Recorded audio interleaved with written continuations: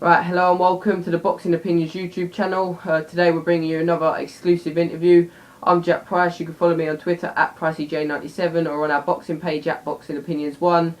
Today we are bringing you, like I said, another exclusive interview. This time it's with another British star, British welterweight prospect Dal Evans. The former Prizefighter contender. He was actually in the action-packed, exciting welterweight Prizefighter back in January.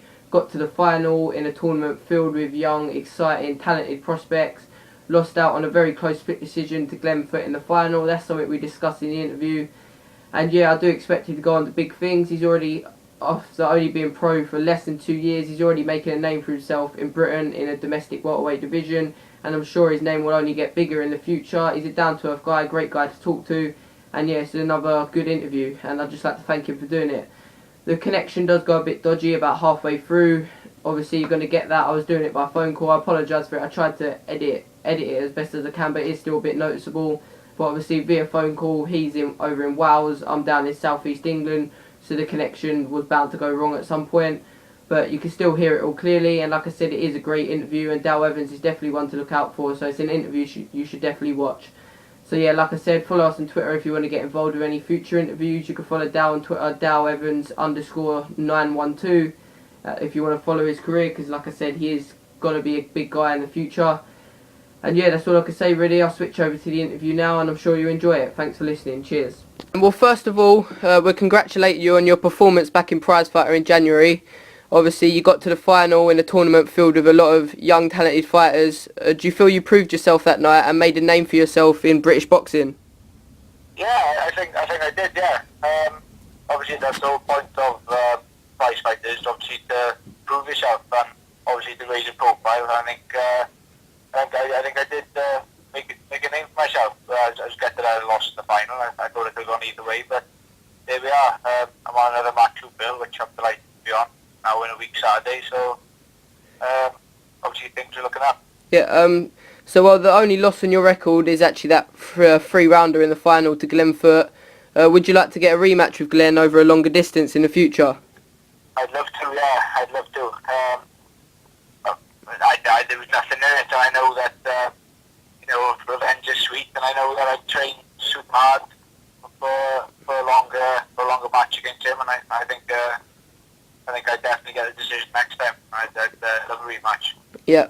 So can you quickly tell us about what's next for you then, and when you're next out, and what opponents you've got lined up, if any? Well, I'm fighting William Warburton. We started the June boxing on the Southeast following now. That's what I've got next. But after that, I'm not too sure. But I'd like to try and keep busy, really. Yeah. You haven't even actually been pro for 2 years yet, but you're already making a name for yourself in the British welterweight division. Do you see yourself maybe starting to take that step up and fighting for titles in the next year or so? I'd like to if I can keep busy, get experience over 8-10 rounds. I'd love to fight for a title. I do think I'm worthy of one anyway. But obviously I just gotta just keep busy. If I'm out of the ring, I shouldn't be fighting. If I keep busy and get the rounds to my belt, then yeah, I think I should fight for a title. Yeah. What are your thoughts on the current welterweight division in Britain? Because obviously you got guys at the top, the main ones like Vassell, Gavin and Purdy, but also a lot of young prospects like yourself coming through. Who do you believe are the main ones to watch out for? Yeah, obviously you have Vassell, Gavin, which is going to be a brilliant day to watch, and Cal Black and all that. Obviously they're obviously leagues above myself, but I'm working my way up there. I will get it one day, but as I've lowered down the ranks, I think, well, the boys who are in the first like myself, Chad Gaynor, I think we're all just a few steps behind. I think we'll be where they are in the next year or two, definitely. So like you said, Gavin and Vassell are the two top men. They've got a fight coming up at the end of the month. Have you got a prediction for that fight? I haven't. No, I haven't. I know Gavin. He's obviously a fantastic boxer, and Vassell's a very, very strong bloke. But I don't know. It'd be exciting one to watch. But I haven't got a prediction myself. I'm just gonna watch and enjoy it. Yep. Are you still training with Gary Lockett in Wales? Yeah, I'm still there with Gary. I go Gary twice a week up in Cardiff, which is a 150-mile round trip for myself. And I train down in Middlesbrough with Wayne Bockway the other 4 nights a week. And I obviously get my road work in as well. And I keep down a 40-hour-a-week job as well. Yep. So I'm flat out. So obviously that's a great camp to be in because you got Gavin Rees in there too. What's it like training alongside him? Oh, it is brilliant. Like, the bloke, he is a bit of a lunatic, but he just, he's a brilliant sense of humour. But when it comes to training, he's a grafter, and I just can't ask for a better sparring. Really, he's 100 mile an hour, and obviously with the experience he's got and with his knowledge, he just brings me along every time we spar. Like, do anything wrong, he corrects you, and it's brilliant. I'm learning all the time with it. Before Prizefighter, I actually saw an interview where you said you still work full-time in a factory as well as training. Is that still the case now?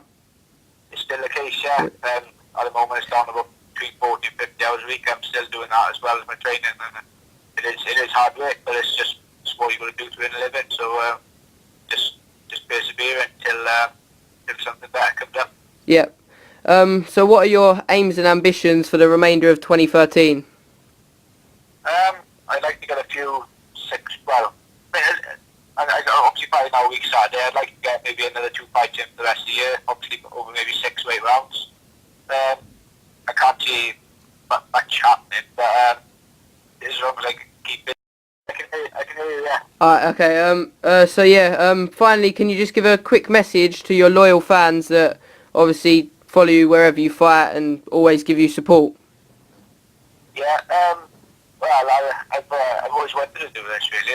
Every fight I have, I always thank them on Facebook, on Twitter, and it is really nice to get the support and the following because, people do have jobs, they have families, but they're still paying good money for tickets and, the travelling expenses and hotels and everything to go away, and I can't appreciate it anymore, and I am really am thankful to get the good following I do, and they never home fights, they're always away, and I really am grateful for all the support I get of people.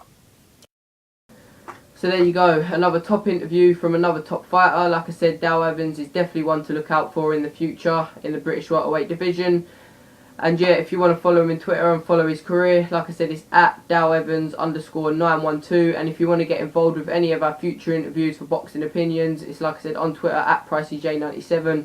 But the place to get your opinions heard and voice the questions you want to ask these fighters is at BoxingOpinions1.